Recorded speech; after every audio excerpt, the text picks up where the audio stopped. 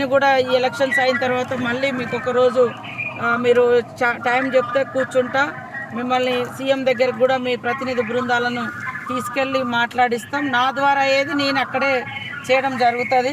కాబట్టి దయచేసి అందరూ కూడా ఒక్కసారి ఆలోచించి ఈరోజు ఈ యొక్క ప్రభుత్వానికి సపోర్టుగా రావాలని, నరేందర్ రెడ్డి గారిని గెలిపించాలని మనస్ఫూర్తిగా కోరుకుంటా ఉన్నాను. నేను మీ సీతక్కను.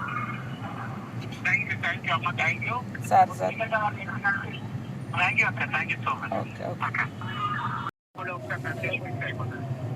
Okay sir, thank you sir, thank you సీనన్న, థ్యాంక్ యూ వేణుగోపాల్ సార్. అదేవిధంగా ఈరోజు మరి పార్టీలకు అతీతంగా, రాజకీయాలకు అతీతంగా పనిచేసే ప్రభుత్వాన్ని మద్దతు ఇవ్వడం కోసం మీరందరూ కూడా, మా సోదరులు సోదరిమణులందరూ, గ్రాడ్యుయేట్స్ అందరూ, మరి సంఘాలు వచ్చినందుకు పేరు పేరున ధన్యవాదాలు. యాక్చువల్గా నేను కూడా మిమ్మల్ని అందరినీ ముఖాముఖి కలవాలనుకున్నా, కానీ అనుకోకుండా నిన్న ఇటు రావడం జరిగింది.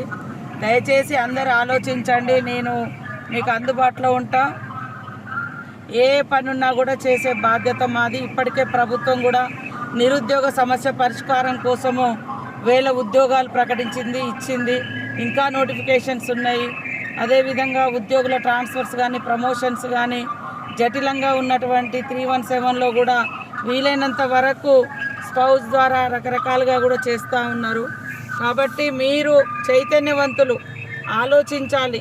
మనము కులము, మతము, విశ్వాసం అది ఇంటర్నల్. అది పాలిటిక్స్ కోసమో లేదా అధికారం కోసమో లేదా అభివృద్ధి కోసమో వాటిని తేవడం కాదు. మన సమస్యలను పరిష్కరించుకోవాలంటే ఇప్పుడు ప్రజెంట్ ఉన్న గవర్నమెంటు ప్రోయాక్టివ్గా ఉంది. మీకు అందరికీ, ఉద్యోగులకు కానీ నిరుద్యోగులకు, మీ సమస్యల పరిష్కారం కోసం. కాబట్టి మమ్మల్ని Hi, this is Swati Dikshit. Please subscribe to SKS Fly TV.